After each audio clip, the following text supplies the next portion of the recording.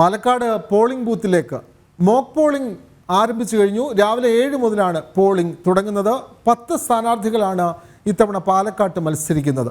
184 ബൂത്തുകളിൽ 7 പ്രശ്നബാധിത ബൂത്തുകളും 58 പ്രശ്ന സാധ്യതാ ബൂത്തുകളുമുണ്ട്. എല്ലാ ബൂത്തുകളിലും വെബ്കാസ്റ്റിംഗ് സൗകര്യവും സജ്ജമാക്കിയിട്ടുണ്ട്. സമഗ്ര കവറേജുമായി ടീം ജനവും രംഗത്തുണ്ട്. വിവരങ്ങളുമായി അയ്യപുരം സ്കൂളിൽ നിന്ന് അരുൺ ആലത്തൂർ, അതേപോലെ തന്നെ മണപ്പുള്ളിക്കാവ് ട്രൂ ലൈൻ പബ്ലിക് സ്കൂളിൽ നിന്ന് ശിവദാസ് കന്മനം, ഗോകുൽ കെ വേണുഗോപാൽ എന്നിവർ ചേരുന്നു. ആദ്യം ഗോകുലിലേക്ക്. ഗോകുൽ, രാവിലെ 7 മണിക്ക് തന്നെ ഏതാണ്ട് അരമണിക്കൂർ കൂടി കഴിഞ്ഞാൽ പോളിംഗ് ആരംഭിക്കുകയാണ്. എല്ലാ സംവിധാനങ്ങളും എല്ലാ ബൂത്തുകളിലും സജ്ജമായി കഴിഞ്ഞു എന്നാണ് മനസ്സിലാക്കുന്നത്. ഇപ്പോൾ ഗോകുൽ നിൽക്കുന്നത് ഏത് ബൂത്തിലാണ്? അങ്ങോട്ടേക്ക് ആളുകൾ എത്തിയിട്ടുണ്ടോ ഗോകുൽ? കൂടുതൽ വിവരങ്ങൾ.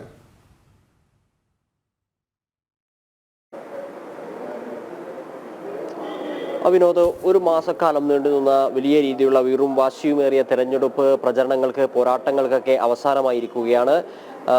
ഇപ്പോഴെന്തായാലും 184 ബൂത്തുകളിലായിട്ട് 1,94,000-ലധികം വോട്ടർമാർ 7 മണിയോടുകൂടി പോളിംഗ് സ്റ്റേഷനിലേക്ക് എത്തും എന്നാണ് മനസ്സിലാക്കുന്നത്. ഞാനിപ്പോൾ നിൽക്കുന്നത് പാലക്കാട് നഗരത്തിൽ തന്നെയുള്ള ചെമ്പൈ സ്മാരക സംഗീത കോളേജിലാണ്. ഈ കോളേജിൽ 2 ബൂത്തുകളാണ്, 28, 29 ബൂത്തുകളാണ് സജ്ജീകരിച്ചിരിക്കുന്നത്. രാവിലെ 5:30 തന്നെ മോക്ക് പോളിംഗ് ആരംഭിക്കുകയും ആ പോളിംഗുകളൊക്കെ മോക്ക് പോളിംഗ് നല്ല രീതിയിൽ തന്നെ അവസാനിക്കുകയും ഒക്കെ ചെയ്തിട്ടുണ്ട്.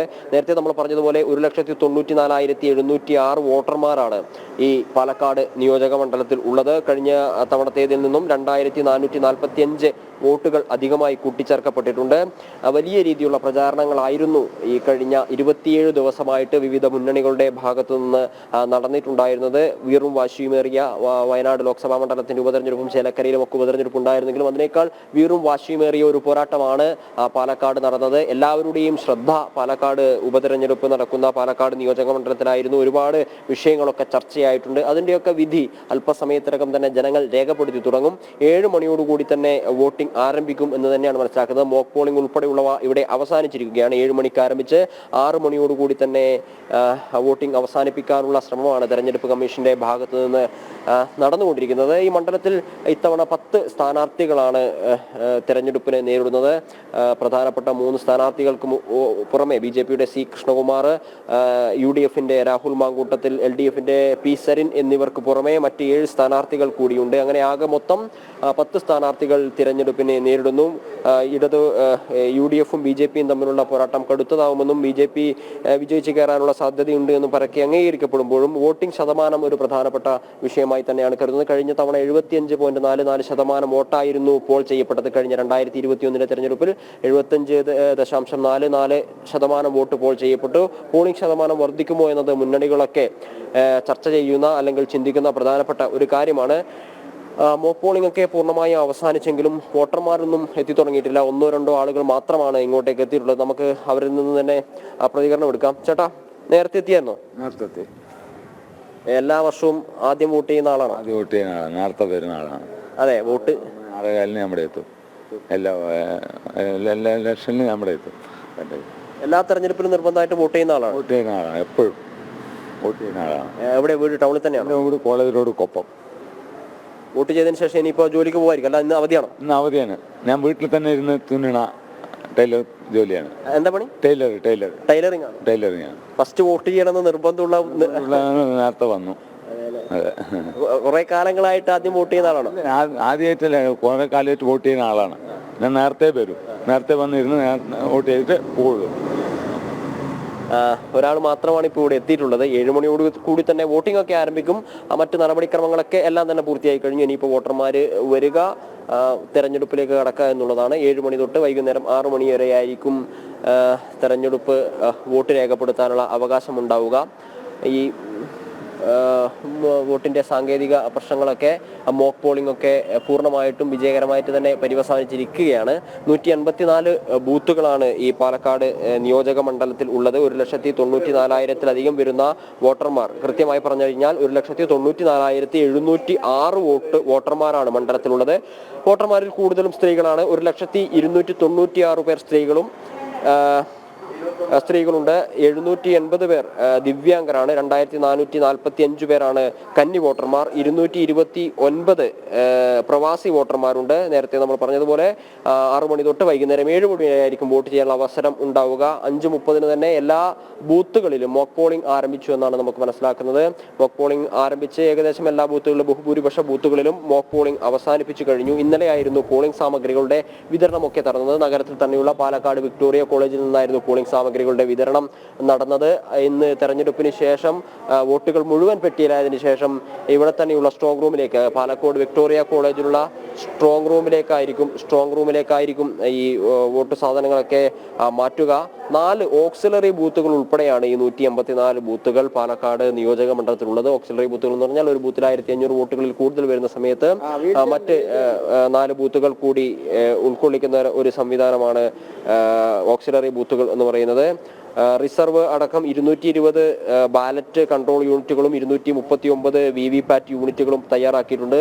തിരഞ്ഞെടുപ്പ് കമ്മീഷൻ പൂർണ്ണ സജ്ജമാണ്. എല്ലാ ഒരുക്കങ്ങളും പൂർത്തിയായി കഴിഞ്ഞിരിക്കുന്നു. വീറും വാശിയുമേറിയ പോരാട്ടത്തിന് അന്ത്യമാവുന്ന ഒരു ദിവസമാണ് ഇന്ന്. ഈ നവംബർ 20 കൽപ്പാത്തി രഥോത്സവത്തിന്റെ ഭാഗമായിട്ടായിരുന്നു 13 നിശ്ചയിച്ചിരുന്ന വോട്ടെടുപ്പ് 20-ാം തീയതിയിലേക്ക് മാറ്റുന്ന ഒരു സാഹചര്യം ഉണ്ടായത്. മുന്നണികളൊക്കെ വിജയപ്രതീക്ഷ തുടരും. എല്ലാ അർത്ഥത്തിലും വീറും വാശിയും ഉയർന്ന ഉപതെരഞ്ഞെടുപ്പ് പ്രചാരണം തന്നെയാണ് പാലക്കാട്ട് നടന്നത്. 10 സ്ഥാനാർത്ഥികൾ മത്സരിക്കുന്നു. ഇന്ന് വോട്ടെടുപ്പ് നടക്കുന്നു. ഗോകുലാണ് വിവരങ്ങൾ നൽകിയത്. ഇനി ശിവദാസ് കന്മനത്തിലേക്ക് പോകേണ്ടതുണ്ട്. ശിവദാസ്, എല്ലാ ബൂത്തുകളിലും അതിനു വേണ്ടിയിട്ടുള്ള സജ്ജീകരണങ്ങൾ, മോപ്പ് അടിസ്ഥാനത്തിലുള്ള പരീക്ഷണങ്ങളൊക്കെ തന്നെ നടത്തി. ഇനിയും വോട്ടിംഗ് മെഷീനിൽ വോട്ടർമാർക്ക് വോട്ട് രേഖപ്പെടുത്തിയാൽ മതിയാകും. നമ്മൾ ബൂത്തുകളിൽ നിന്നുള്ള ദൃശ്യങ്ങൾ കാണുന്നത് പോളിംഗ് ഉദ്യോഗസ്ഥർ, അതേപോലെ തന്നെ രാഷ്ട്രീയ പാർട്ടികളുടെ ഏജന്റുമാർ, ഇവരാണ് ഇപ്പോൾ ബൂത്തിനകത്തുള്ളത്. അപ്പോൾ അവർ എല്ലാ വോട്ടിംഗ് മെഷീനുകളും എല്ലാം കൃത്യമാണോ എന്ന് പരിശോധിക്കുന്നു. അതേപോലെ തന്നെ ബാക്കി സംവിധാനങ്ങളെല്ലാം കൃത്യതയോടുകൂടി അവർ ഉറപ്പാക്കുന്ന ഒരു ദൃശ്യങ്ങളാണ് കാണുന്നത്. ശിവദാസ്, ഇപ്പോൾ ഏത് ബൂത്തിലാണ് നിൽക്കുന്നത്? അവിടെ പോളിംഗ് ആരംഭിക്കാനുള്ള എല്ലാ ക്രമീകരണങ്ങളും പൂർത്തിയായിട്ടില്ലേ? വോട്ടർമാർ ആരെങ്കിലും അങ്ങോട്ടേക്ക് വന്ന് തുടങ്ങിയിട്ടുണ്ടോ ശിവദാസ്? വിനോദ്, ഞാനിപ്പോൾ നിൽക്കുന്നത് മണപ്പുള്ളിക്കാവ് ട്രൂ ലൈൻ പബ്ലിക് സ്കൂളിലാണ്. ഇവിടെ പോളിങ്ങിനുള്ള എല്ലാ സംവിധാനങ്ങളും ഒരുക്കിയിട്ടുണ്ട്. നേരത്തെ തന്നെ ഇന്നലെ രാത്രി മുതൽ തന്നെ അത്തരത്തിലുള്ള ക്രമീകരണങ്ങൾ എല്ലാം തന്നെ സജ്ജമാക്കിയിട്ടുണ്ട്. ഇവിടെ ഇപ്പോൾ നിലവിൽ ഉദ്യോഗസ്ഥർ, അതോടൊപ്പം തന്നെ പോലീസ്, സുരക്ഷാ സേന അടക്കമുള്ള സംവിധാനങ്ങൾ ഉണ്ട്. രാവിലെ വോട്ടർമാർ ഇവിടേക്ക് എത്തി തുടങ്ങിയിട്ടില്ല. ഇവിടെ രാവിലെ 5:30 മുതൽ തന്നെ മോക്ക് പോളിംഗ് ആരംഭിച്ചിട്ടുണ്ട്. 7 മണി മുതലാണ് പോളിംഗ് ആരംഭിക്കുക. ഇപ്പോൾ നിലവിൽ വോട്ടർമാർ ആരും തന്നെ ഇവിടേക്ക് എത്തിയിട്ടില്ല. ഇപ്പോൾ ഉദ്യോഗസ്ഥരും ഏജന്റുമാരും അടക്കമുള്ള ആളുകളാണ് ഇപ്പോൾ ഇവിടെ ഉള്ളത്. ഇതുമായി ബന്ധപ്പെട്ടുള്ള മറ്റ് എല്ലാ ക്രമീകരണങ്ങളും അവസാന ഘട്ടത്തിൽ നിരീക്ഷിച്ചുകൊണ്ടും അതോടൊപ്പം തന്നെ അതുമായി ബന്ധപ്പെട്ടുള്ള മറ്റ് അനുബന്ധ പരിപാടികളുമാണ് ഇപ്പോൾ ഉദ്യോഗസ്ഥർ അതെല്ലാം തന്നെ പരിശോധിച്ചു കൊണ്ടിരിക്കുകയാണ്. പാലക്കാട് ജില്ല നമുക്കറിയാം, കഴിഞ്ഞ ദിവസങ്ങളിലെല്ലാം തന്നെ വീറിട്ട ഒരു പ്രചാരണം തന്നെയാണ് പാലക്കാട് നിയമസഭാ മണ്ഡലത്തിൽ ഉണ്ടായിരുന്നത്. 10 സ്ഥാനാർത്ഥികളാണ് മത്സര രംഗത്ത് ഉള്ളത്. 1,94,706 വോട്ടർമാർ മത്സര രംഗത്തുണ്ട്. ഇതിൽ തന്നെ 1,290,000 പേർ സ്ത്രീ വോട്ടർമാരാണ്. 2,306 പേർ 85 വയസ്സിന് മുകളിൽ പ്രായമുള്ളവരും 780 പേർ ഭിന്നശേഷിക്കാരുമാണ്. 4 പേർ ട്രാൻസ്ജെൻഡേഴ്സ് വോട്ടർമാരായി ഉണ്ട്. അതോടൊപ്പം തന്നെ പ്രവാസി വോട്ടർമാർ ഉണ്ട്. 229 പേരാണ് പ്രവാസി വോട്ടർമാരായി ഉള്ളത്. കന്നി വോട്ടർമാർ 2,445 പേരാണ്. ഇങ്ങനെ വിശാലമായൊരു പോളിംഗ് തന്നെയാണ് ഈ പാലക്കാട് നിയമസഭാ മണ്ഡലത്തിൽ നടക്കുന്നത്. മോക്ക് പോളിംഗ് രാവിലെ നേരത്തെ തന്നെ ആരംഭിച്ചിട്ടുണ്ട്. അതോടൊപ്പം തന്നെ എല്ലാ ഹരിത പ്രോട്ടോകോൾ അടക്കമുള്ള കാര്യങ്ങളെല്ലാം തന്നെ സജ്ജീകരിച്ചു കൊണ്ടുള്ള ഒരു പോളിംഗ് ആണ് നടക്കുന്നത്. 184 പോളിംഗ് ബൂത്തുകളാണ് ആകെ ഉള്ളത്. അതിൽ തന്നെ 4 ബൂത്തുകൾ ഓക്സിലറി ബൂത്തുകളാണ്. 1500-ൽ കൂടുതൽ അധികം വോട്ടർമാരുള്ളതാണ് ഈ ഓക്സിലറി ബൂത്തുകൾ. അതോടൊപ്പം തന്നെ 10 സ്ഥാനാർത്ഥികൾ ഈ പോളിംഗ് മത്സര രംഗത്ത് ഉണ്ട്. ആകെ 10 സ്ഥാനാർത്ഥികളാണ് ഉള്ളത്.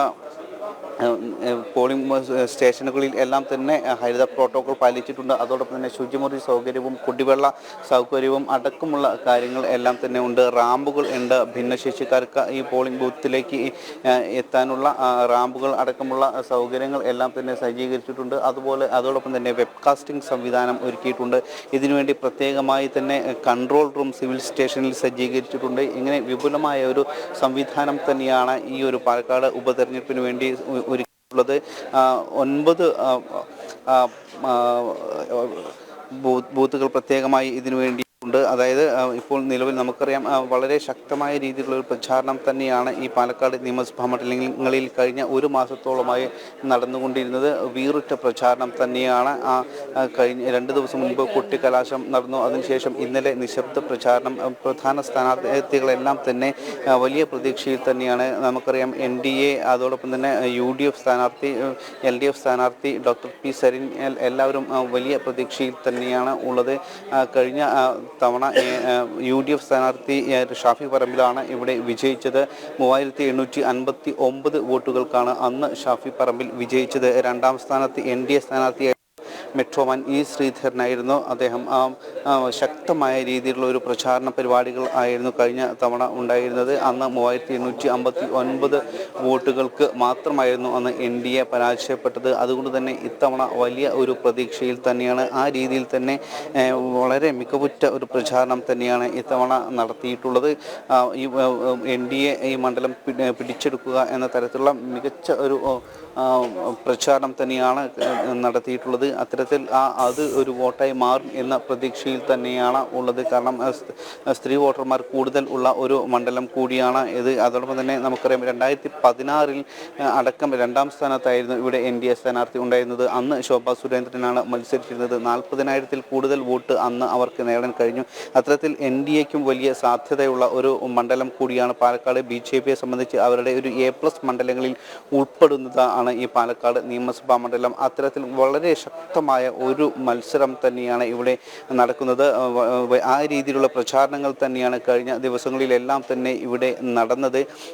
UDF അവരുടെ എല്ലാ ആയുധങ്ങളും പുറത്തെടുത്തുകൊണ്ട് പ്രചാരണം നടത്തി. പ്രധാനപ്പെട്ട സംസ്ഥാനത്തെ പ്രധാന നേതാക്കളെല്ലാം തന്നെ അവരുടെ K സുധാകരനും VD സതീശനും അടക്കമുള്ളവർ ഇവിടെ ക്യാമ്പ് ചെയ്തുകൊണ്ട് പ്രചാരണത്തിൽ സജീവമായിരുന്നു.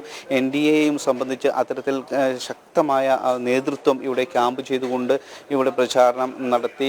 K സുരേന്ദ്രൻ കഴിഞ്ഞ ഒരു മാസത്തോളമായി ഇവിടെ ക്യാമ്പ് ചെയ്തുകൊണ്ടാണ് ഇതിന് നേതൃത്വം നൽകിയിരുന്നത്. മറ്റ് പ്രധാനപ്പെട്ട നേതാക്കളെല്ലാം തന്നെ ശോഭാ സുരേന്ദ്രൻ അടക്കമുള്ള പ്രധാനപ്പെട്ട നേതാക്കളെല്ലാം തന്നെ ഈ പ്രചാരണ രംഗത്ത് സജീവമായി തന്നെ ഉണ്ടായിരുന്നു.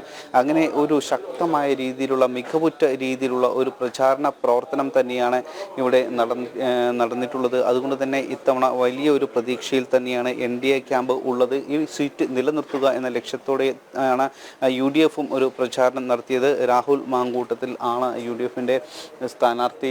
യൂത്ത് കോൺഗ്രസിൻ്റെ സംസ്ഥാന അധ്യക്ഷൻ കൂടിയാണ് രാഹുൽ മാങ്കൂട്ടത്തിൽ. ഡോക്ടർ പി സരിനാണ് LDFിൻ്റെ സ്ഥാനാർത്ഥി. കഴിഞ്ഞ തവണ 25% വോട്ടാണ് LDFിന് ഉണ്ടായിരുന്നത്. ഇത്തവണ വോട്ട് വർദ്ധിപ്പിക്കുക അല്ലെങ്കിൽ വിജയിപ്പിക്കുക എന്ന രീതിയിൽ തന്നെയാണ് LDFും ഇവിടെ പ്രചാരണം നടത്തിയത്. എന്തായാലും വളരെ മികച്ച ഒരു പ്രചാരണം തന്നെയായിരുന്നു കഴിഞ്ഞ ദിവസങ്ങളിലെല്ലാം ഇവിടെ കണ്ടത്. അതിൻ്റെ ഒരു അന്തിമ ഫലം വിധിയെഴുത്ത് ആണ് ഇന്ന് നടക്കുന്നത്. എന്തായാലും അല്പസമയത്തിനകം തന്നെ പോളിംഗ് കൃത്യം 7 മണിക്ക് തന്നെ പോളിംഗ് ആരംഭിക്കും.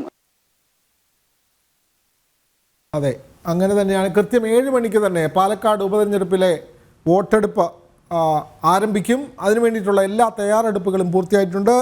ശിവദാസ് പറഞ്ഞ പോലെ തന്നെ NDA ക്യാമ്പ് വളരെ വിജയപ്രതീക്ഷയിലാണ്. കാരണം വളരെ തുച്ഛമായ വോട്ടിന് 3000-ഓളം വോട്ടിന് മാത്രമാണ് മെട്രോമാൻ E ശ്രീധരൻ ഷാഫി പറമ്പിലിനോട് കഴിഞ്ഞ തവണ പരാജയപ്പെട്ടത്. ഷാഫി പറമ്പിൽ ലോക്സഭാ തെരഞ്ഞെടുപ്പിൽ MP ആയി വിജയിച്ചതോടുകൂടിയാണ് പാലക്കാട് ഉപതെരഞ്ഞെടുപ്പിന് കളമൊരുങ്ങിയത്. C കൃഷ്ണകുമാറാണ് NDAയുടെ സ്ഥാനാർത്ഥി. രാഹുൽ മാങ്കൂട്ടത്തിൽ UDF സ്ഥാനാർത്ഥിയും.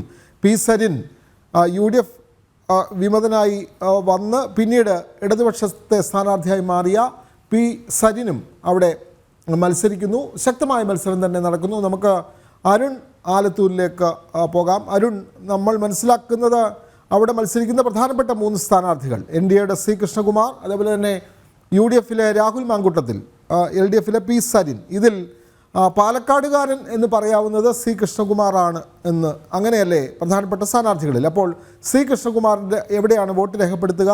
മറ്റു വിവരങ്ങൾ അരുൺ ആലത്തൂർ.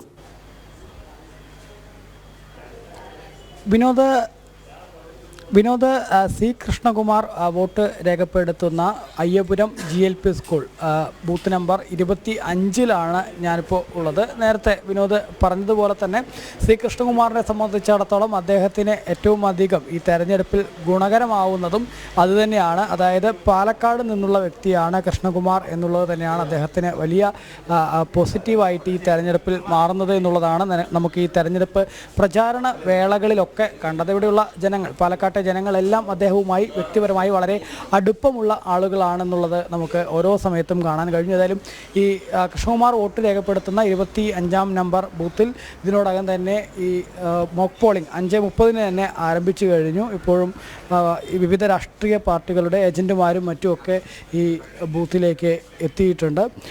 ഉദ്യോഗസ്ഥർ മോക്ക് പോളിംഗ് ഒക്കെ നടത്തി മറ്റ് ക്രമീകരണങ്ങളൊക്കെ നടത്തി കഴിഞ്ഞു. ഇപ്പോഴും അവർ ഓരോ വോട്ടെടുപ്പിനോടനുബന്ധിച്ചുള്ള പരിശോധനകളും മറ്റുമൊക്കെ ഇങ്ങനെ നടത്തുന്നുണ്ട്. ഏതായാലും അല്പസമയത്തിനകം കൃത്യം 7 മണിക്കാണ് പോളിംഗ് ആരംഭിക്കാൻ പോകുന്നത്.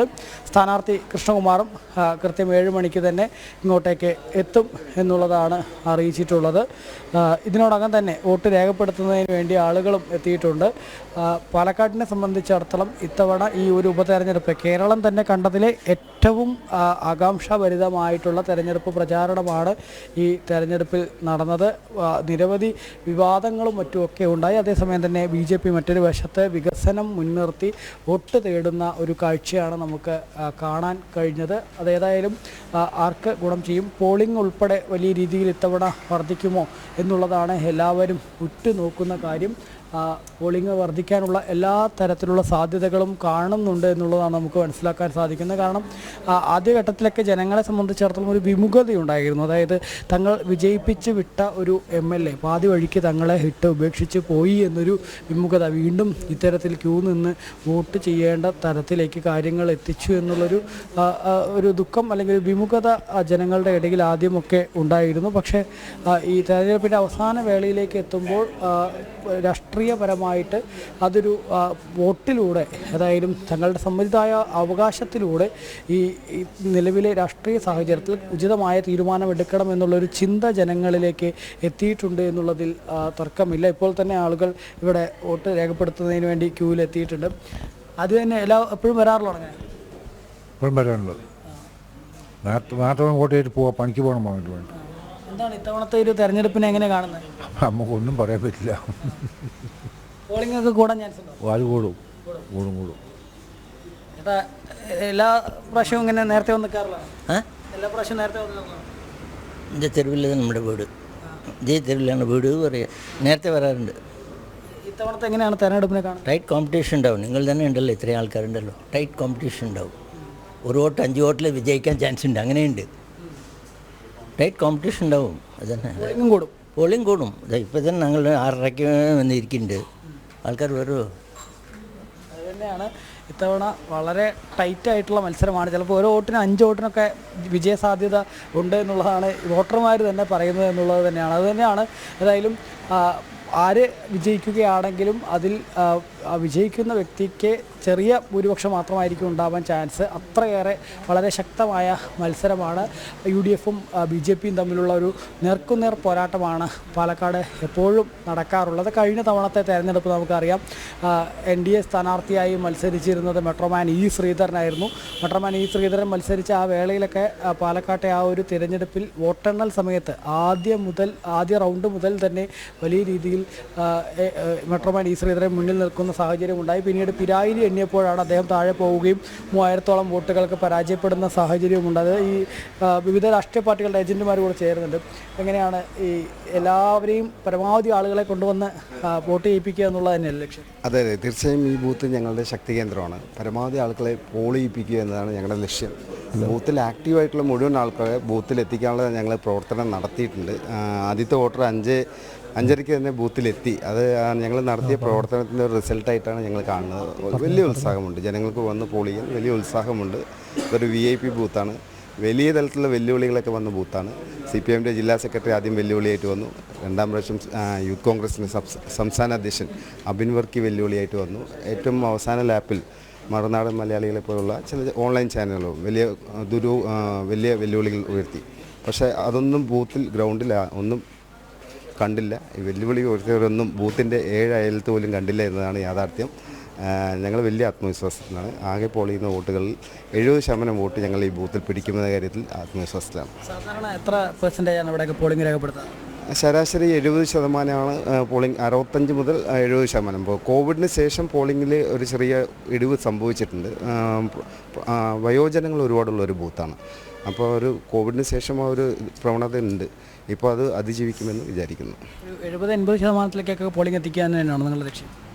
ഞങ്ങളുടെ ലക്ഷ്യം അതാണ്. പക്ഷേ വോട്ടർ പട്ടികയിൽ ശുദ്ധമായ ഒരു വോട്ടർ പട്ടിക എന്ന് പറയാൻ പറ്റില്ല. കുറച്ച് മരിച്ചവരുടെയൊക്കെ ഡിലീറ്റ് ചെയ്യാൻ തെരഞ്ഞെടുപ്പ് കമ്മീഷൻ്റെ ഭാഗത്ത് വീഴ്ച സംഭവിച്ചിട്ടുണ്ട്. ഞങ്ങൾ അത് റിപ്പോർട്ട് കൊടുത്തതാണ്.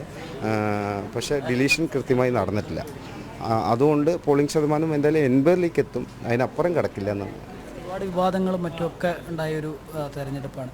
അപ്പോൾ ഇത്തവണ അത്തരം വിവാദങ്ങൾ, കഴിഞ്ഞ തവണ മെട്രോമാൻ ആണെങ്കിൽ 3000-ഓളം വോട്ടുകൾക്കാണ് മണ്ഡലം നഷ്ടമാകുന്ന സാഹചര്യം ഉണ്ടായത്. ഇത്തവണ അതൊക്കെ പരിഹരിക്കാൻ കഴിയുന്നുള്ളൂ.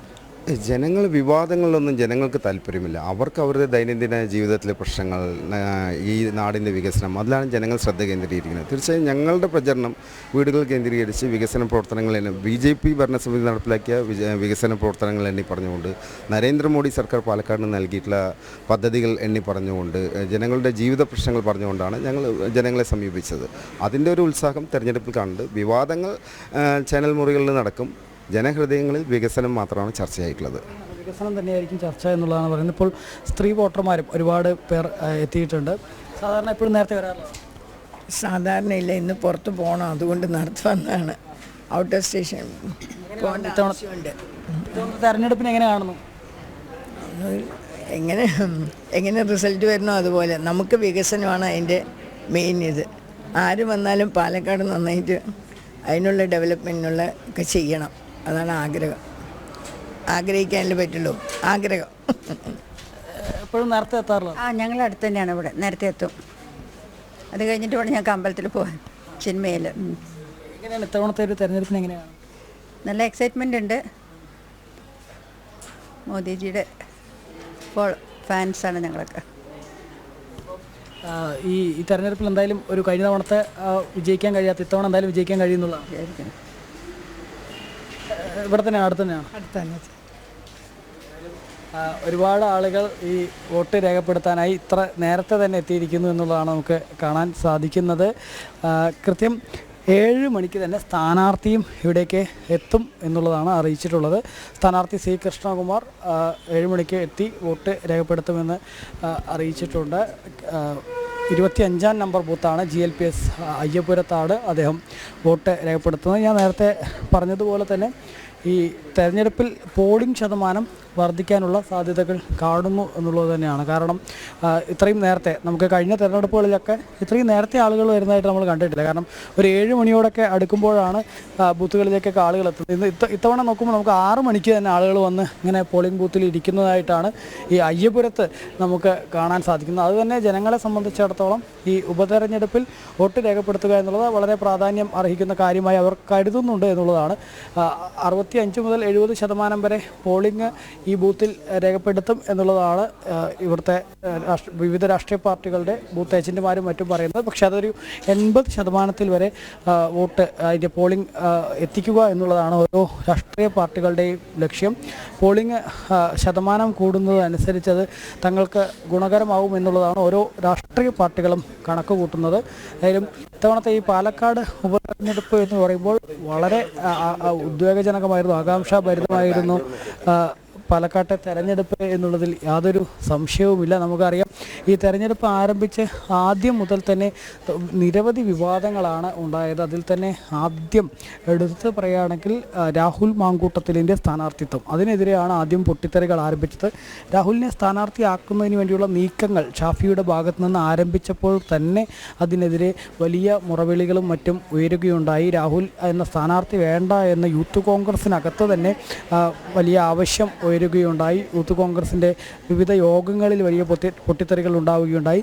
DCC അധ്യക്ഷനായ A. തങ്കപ്പൻ തന്നെ ഈ രാഹുലിനെ കൊണ്ട് സ്വന്തം നിലയ്ക്ക് പാലക്കാട് വന്ന്, പത്തനംതിട്ടയിൽ നിന്നും പാലക്കാട് വന്ന് സ്വന്തം നിലയ്ക്ക് പ്രചാരണം നടത്തേണ്ട എന്ന തരത്തിൽ വിമർശിക്കുന്ന ഒരു സാഹചര്യമുണ്ടായി. പക്ഷേ അതിനുശേഷം ഈ DCC ഐക്യകണ്ഠേനെ K. മുരളീധരനെ സ്ഥാനാർത്ഥിയായി മതി എന്ന് ആവശ്യപ്പെട്ടുകൊണ്ട് DCC പ്രസിഡന്റ് തങ്കപ്പനും അതുപോലെ തന്നെ K. മുരളീധരനും ഉൾപ്പെടെയുള്ള VK ശ്രീകണ്ഠനും ഉൾപ്പെടെയുള്ള ആളുകൾ K. മുരളീധരനെ സ്ഥാനാർത്ഥിയായി മതി എന്ന തരത്തിൽ കത്ത് AICCക്കും മറ്റും KPCCക്കും മറ്റും അയക്കുന്ന ഒരു സാഹചര്യമുണ്ടായി. അത്തരത്തിൽ കത്ത് അയച്ചെങ്കിലും അത് ഈ DCCയുടെ കത്ത് പോലും പരിഗണിക്കാതെയാണ് ഈ ഷാഫിയുടെ വ്യക്തി താല്പര്യത്തിന് വഴങ്ങിക്കൊണ്ട് KPCC AICC ഇത്തരത്തിൽ ഈ രാഹുൽ മാങ്കൂട്ടത്തിലെ സ്ഥാനാർത്ഥിയായി പ്രഖ്യാപിച്ചത്. രാഹുൽ സ്ഥാനാർത്ഥിയായി പാലക്കാട്ടേക്ക് എത്തിയപ്പോൾ തന്നെ വലിയ വിവാദങ്ങളായിരുന്നു ഉയർന്നത്. സരിൻ വലിയ വിവാദം ഉയർത്തുകയും കോൺഗ്രസിൽ നിന്നും മാറി ഇടതുപക്ഷ സ്ഥാനാർത്ഥിയായി മത്സരിക്കുന്ന തരത്തിലേക്ക് കാര്യങ്ങളെത്തുകയും ചെയ്തു. AK ഷാനിബ് രാഹുലിൻ്റെ സ്ഥാനാർത്ഥിത്വത്തിനെതിരെ രംഗത്ത് വരികയുണ്ടായി. മാത്രമല്ല നിരവധി പ്രാദേശിക കോൺഗ്രസ് നേതാക്കൾ പാർട്ടി വിടുകയും രാഹുലിൻ്റെ സ്ഥാനാർത്ഥിത്വത്തെ അംഗീകരിക്കാനാവില്ല എന്നുള്ളൊരു നിലപാട് സ്വീകരിക്കുകയും ചെയ്തിരുന്നു. അതിന് പ്രധാന കാരണം എന്നുള്ളത് രാഹുൽ എന്ന വ്യക്തിയെ അദ്ദേഹത്തിൻ്റെ സ്വഭാവ സവിശേഷതകൾ ഉൾപ്പെടെ ഒരു കുട്ടി VD സതീശനാണ്, വളരെ അഹങ്കാരിയാണ്, അങ്ങനെ വിവിധങ്ങളായ ആരോപണങ്ങളാണ് സ്ഥാനാർത്ഥിക്കെതിരെ കോൺഗ്രസ് പാർട്ടിക്കകത്ത് നിന്ന് തന്നെ വലിയ രീതിയിൽ ഉയർന്നത്.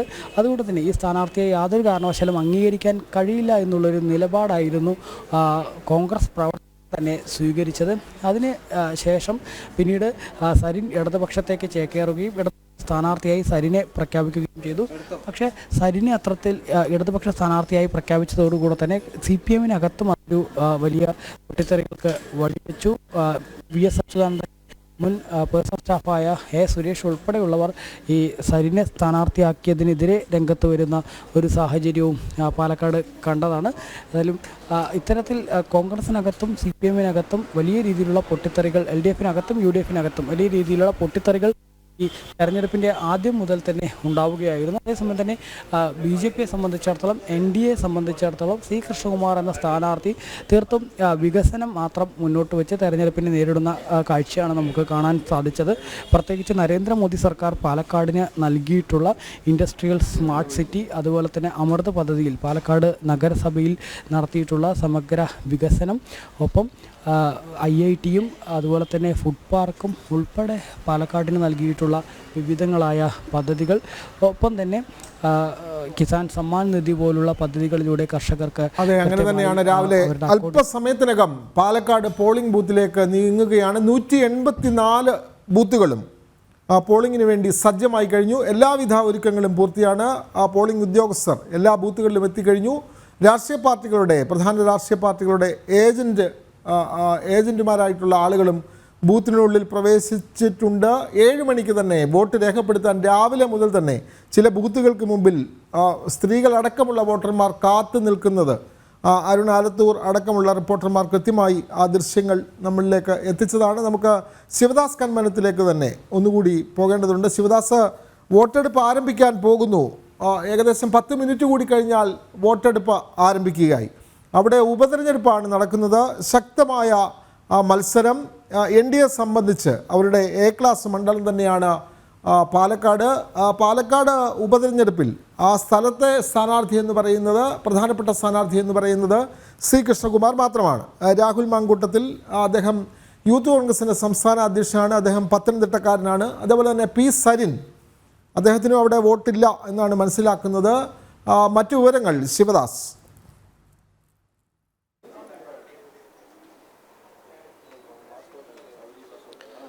വിനോദ, അല്പസമയത്തിനകം തന്നെ പാലക്കാട് നിയമസഭാ മണ്ഡലത്തിൽ പോളിംഗ് ആരംഭിക്കും. കൃത്യം 7 മണിക്ക് തന്നെ പോളിംഗ് ആരംഭിക്കും. നമ്മളിപ്പോൾ നിൽക്കുന്നത് മണപ്പുള്ളിക്കാവ് പബ്ലിക് സ്കൂളിലാണ്. ഇവിടെ ഇപ്പോൾ ആളുകൾ എത്തിത്തുടങ്ങിയിട്ടുണ്ട്. ആളുകൾ ഇപ്പോൾ വോട്ട് ചെയ്യുന്നതിന് വേണ്ടി വരി നിൽക്കാൻ തുടങ്ങിയിട്ടുണ്ട്. സ്ത്രീകൾ അടക്കമുള്ള ആളുകൾ ഇവിടേക്ക് എത്തിക്കൊണ്ടിരിക്കുന്നുണ്ട്. 7 മണിക്ക് തന്നെ കൃത്യം ഇവിടെ വോട്ടെടുപ്പ് ആരംഭിക്കും. രാവിലെ 5:30 തന്നെ മോക്ക് പോളിംഗ് ആരംഭിച്ചിട്ടുണ്ട്.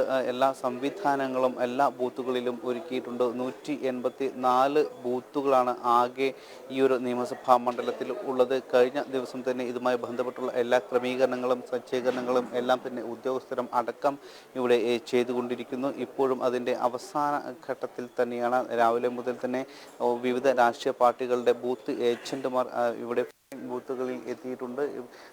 അത്തരത്തിലുള്ള എല്ലാ ക്രമീകരണങ്ങളും സംവിധാനങ്ങളും എല്ലാം തന്നെ ഒരുക്കിയിട്ടുണ്ട്. ഏകദേശം 2 ലക്ഷത്തിനടുത്ത്, കൃത്യമായി പറഞ്ഞാൽ 1,94,706 വോട്ടർമാരാണ് ഈ നിയമസഭാ മണ്ഡലത്തിൽ ഇത്തവണ വോട്ട് ചെയ്യാനായി ഉള്ളത്.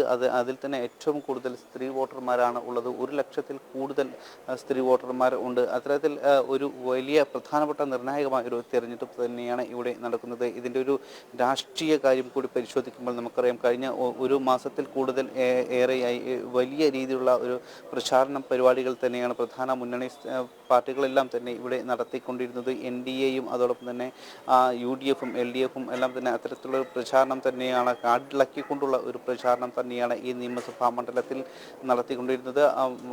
പ്രധാനപ്പെട്ട നേതാക്കളെല്ലാം തന്നെ പ്രചാരണ രംഗത്ത് സജീവമായിരുന്നു. പ്രചാരണത്തിന് വേണ്ടി സംസ്ഥാന നേതാക്കളടക്കം ഇവിടെ പതിവായി ക്യാമ്പ് ചെയ്തുകൊണ്ടുള്ള ഒരു പ്രചാരണ പ്രവർത്തനം തന്നെയാണ് നടത്തിയത്.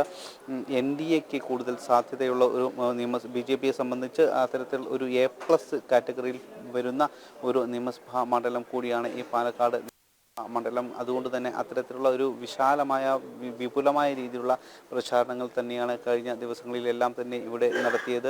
സംസ്ഥാന നേതാക്കൾ അടക്കം ഇവിടെ ക്യാമ്പ് ചെയ്തുകൊണ്ട് ശോഭാ സുരേന്ദ്രനും K സുരേന്ദ്രനും അടക്കമുള്ള PK കൃഷ്ണദാസ് അടക്കമുള്ള എല്ലാ നേതാക്കളും ഇവിടെ കഴിഞ്ഞ ദിവസങ്ങളിലെല്ലാം തന്നെ പ്രചാരണ രംഗത്ത് സജീവമായിരുന്നു. അത്തരത്തിൽ ഒരു വലിയ സാധ്യത കൂടിയുള്ള ഒരു നിയമസഭാ മണ്ഡലമാണ്. 2021 ഇവിടെ മെട്രോമാൻ E ശ്രീധരനായിരുന്നു NDAക്ക് വേണ്ടി ഇവിടെ മത്സര ഉണ്ടായിരുന്നത്. ഈ പാലക്കാട് നിയമസഭാ മണ്ഡലത്തിൽ ഒരു മാസ്റ്റർ പ്ലാൻ, വിവിധ വികസന പദ്ധതികൾക്ക് വേണ്ടി ഒരു മാസ്റ്റർ പ്ലാൻ തന്നെ അദ്ദേഹം തയ്യാറാക്കിയിരുന്നു. ഇതെല്ലാം തന്നെ അന്ന് ജനങ്ങൾക്ക് മുൻപിൽ അവതരിപ്പിച്ചു. അന്ന് 3859 വോട്ടുകൾക്ക് മാത്രമാണ് UDF സ്ഥാനാർത്ഥിക്ക് വിജയിക്കാൻ കഴിഞ്ഞത്. ചെറിയ ഒരു ഭൂരിപക്ഷത്തിലാണ് അന്ന് UDF സ്ഥാനാർത്ഥി വിജയിച്ചത്. അതുകൊണ്ട് തന്നെ ഇത്തവണ വിജയിക്കും എന്ന സാധ്യതയുള്ള, അല്ലെങ്കിൽ അത്തരത്തിൽ ഒരു പ്രതീക്ഷയുള്ള ഒരു മണ്ഡലം തന്നെയാണ് NDAയെ സംബന്ധിച്ച് പാലക്കാട് നിയമസഭാ മണ്ഡലം. അത്തരത്തിൽ ഉള്ള ഒരു പ്രചാരണം തന്നെയാണ് NDA സ്ഥാനാർത്ഥിയും ഇവിടെ നടത്തിയിട്ടുള്ളത്. കാരണം നമുക്കറിയാം, UDFിൻ്റെ ഒരു അടിച്ചേൽപ്പിച്ച ഒരു നിയമസഭാ തെരഞ്ഞെടുപ്പ് കൂടിയാണ് ഇത്. ഷാഫി പറമ്പിലായിരുന്നു ഇവിടെ MLA ആയി തിരഞ്ഞെടുക്കപ്പെട്ടത്. പിന്നീട് ഷാഫി പറമ്പിൽ വടകരയിലേക്ക് ലോക്സഭാ തെരഞ്ഞെടുപ്പിന് വേണ്ടി വടകരയിലേക്ക് മത്സരിക്കാൻ പോയി. അവിടെ തെരഞ്ഞെടുപ്പിൽ മത്സരിച്ച് വിജയിച്ചു. അതിനുശേഷം അദ്ദേഹം ഈ നിയമസഭാ മണ്ഡലത്തിൽ നിന്നും MLA സ്ഥാനം രാജിവെക്കുകയാണ്. അങ്ങനെയാണ് പാലക്കാട് നിയമസഭാ മണ്ഡലത്തിൽ ഒരു തിരഞ്ഞെടുപ്പിന് അരങ്ങൊരുങ്ങിയത്. അങ്ങനെ ഇനി 1.5 വർഷം കൂടിയാണ് കാലാവധി ബാക്കിയായി ഉള്ളത്. ഈ 1.5 വർഷത്തെ കാലാവധിക്ക് വേണ്ടിയിട്ടുള്ള ഒരു തിരഞ്ഞെടുപ്പ് കൂടിയാണ് ഇത്. അതുകൊണ്ട് തന്നെ ഇതൊരു അടിച്ചേൽപ്പിച്ച ഒരു തിരഞ്ഞെടുപ്പാണ് എന്ന തരത്തിലുള്ള വിമർശനങ്ങളെല്ലാം തന്നെ ഉയരുന്നുണ്ട്. എന്തായാലും അത്തരത്തിലുള്ള കാര്യങ്ങളെല്ലാം തന്നെ നടക്കുമ്പോൾ ഈ ഒരു സാഹചര്യത്തിൽ കൂടി കടന്നുകൊണ്ടാണ് ഇപ്പോൾ ഇവിടെ ഈ ഒരു തിരഞ്ഞെടുപ്പ് നടക്കുന്നത്. UDFും LDFും NDAയും എല്ലാം തന്നെ വിശാലമായ രീതിയിലുള്ള ഒരു പ്രചാരണ പരിപാടികൾ തന്നെയാണ് കഴിഞ്ഞ ദിവസങ്ങളിലെല്ലാം തന്നെ ഇവിടെ നടത്തിയിട്ടുള്ളത്. നിരവധി വിവാദ വിഷയങ്ങളടക്കം ഈ ഒരു മാസക്കാലത്തിനുള്ളിൽ തന്നെ ഇവിടെ അരങ്ങേറിയിരുന്നു. ഈ പ്രചാരണ രംഗത്ത് സജീവമായിരുന്നു. ട്രോളി വിവാദവും അതോടൊപ്പം തന്നെ സ്ഥാനാർത്ഥി നിർണയവും കൂറുമാറലും അടക്കമുള്ള നിരവധി പ്രശ്നങ്ങൾ ഈ തെരഞ്ഞെടുപ്പ് സമയത്ത് ചർച്ചയായിരുന്നു.